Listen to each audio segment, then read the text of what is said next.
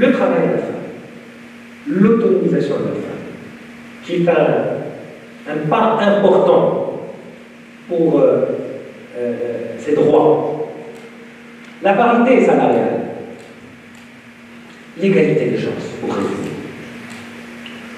ne se feront pas par des lois budgétisées, car il y a un coût à ces politiques-là.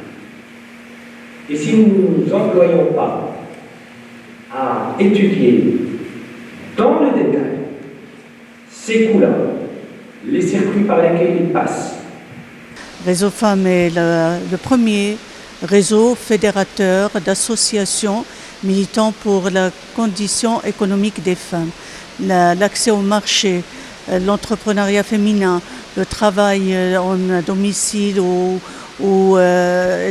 par d'autres billets, tout cela nous intéresse pour que ces femmes soient au cœur même des politiques publiques, qu'elles soient au niveau national ou inscrites dans le milieu rural, milieu urbain, c'est-à-dire au niveau de la territorialité. Nous souhaitons que cette rencontre soit l'impulsion à des actions communes, fédérées, de façon à éviter les chevauchements, de façon à éviter les déperditions et surtout à gagner du temps.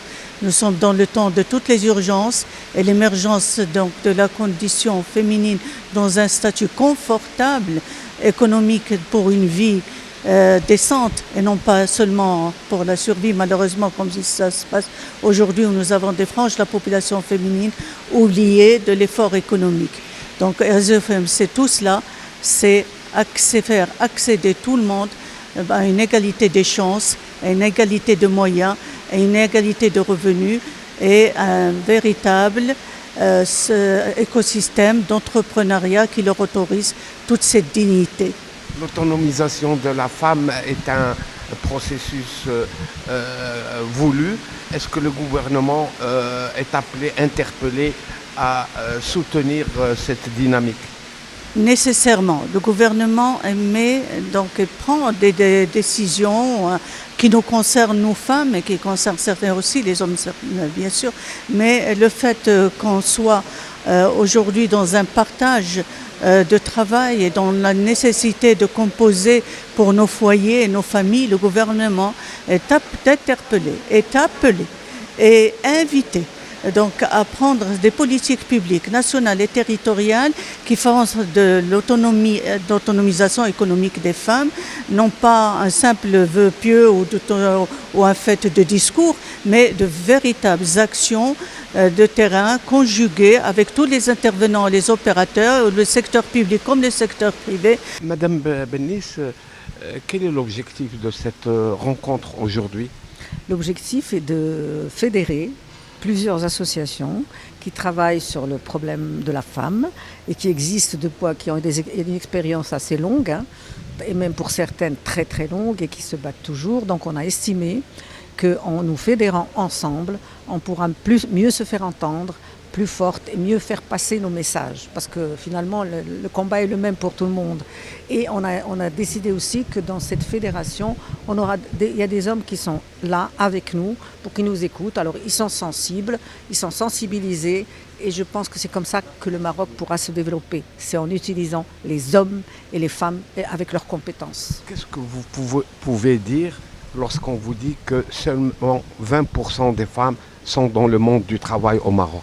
C'est-à-dire qu'il y avait 30% et on a reculé parce que malheureusement, quand il y a des problèmes, c'est toujours la femme qu'on remercie en premier.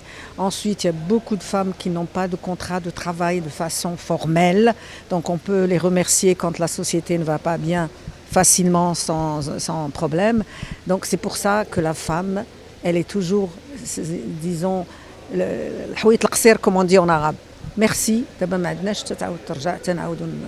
pour ça que la femme, c'est pas que la femme ne veuille pas travailler, elle veut. Et elle est consciente que son travail l'aide à son épanouissement personnel et à celui de ses enfants.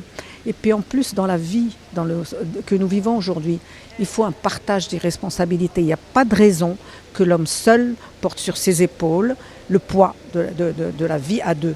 Il faut partager les frais, il faut partager l'éducation des enfants, il faut tout faire à deux. Comme ça, les enfants vont grandir dans un milieu, ils auront l'habitude. Le problème ne se posera même plus. Et c'est indispensable pour que le Maroc puisse occuper très fort. S'il y a un appel à faire au gouvernement de Aziza Khenouch, Aidez les femmes, prenez-les, elles sont compétentes. Bon, maintenant le gouvernement est fait, il n'y a pas de souci, c'est parfait. On est très contente qu'il y ait 6 femmes ministres, ça c'est parfait. Et même 2 femmes mères, etc. Pas de souci, mais il y a encore d'autres postes à occuper, d'autres postes. Il faut faire confiance aux femmes, il faut vraiment les employer à plein, sans complexe. Et je vous assure qu'on donne. Parce qu'on a tellement approuvé, on sait qu'on a approuvé, il faut donner. Mais surtout, ce que j'insiste sur le fait que quand la responsabilité est partagée, le couple est plus serein. Parce que quoi qu'il arrive dans la vie, il y a des accidents dans la vie, et ben la femme pourra toujours prendre le relais, ou l'homme si la femme n'est plus là. Réseau Femme est une fédération qui regroupe une douzaine d'associations qui travaillent pour la promotion du statut économique de la femme marocaine. C'est une fédération qui a été créée au mois de février 2021, un peu plus d'une année maintenant. On a eu une première activité au niveau de notre faculté, la faculté de droit de Casa, l'année dernière à l'occasion du 8 mars pour faire connaître la fédération. Mais la journée d'aujourd'hui, c'est une journée exceptionnelle parce qu'elle regroupe un certain nombre d'institutionnels, de fondations, d'acteurs, mais également des intervenants et des témoignages au niveau international, de l'Égypte, également des Émirats arabes unis, de pays également africains, qui vont témoigner un peu de la promotion et de la place de la femme dans la dynamique économique de leur pays. L'objectif est de contribuer au débat que connaît notre pays dans le cadre du nouveau modèle de développement qui a comme objectif de rehausser le taux de participation économique de la femme de 21%, qui est le chiffre d'aujourd'hui, à 30% dans le cadre du programme du gouvernement et à 45% à l'horizon 2035 comme objectif du nouveau modèle de développement.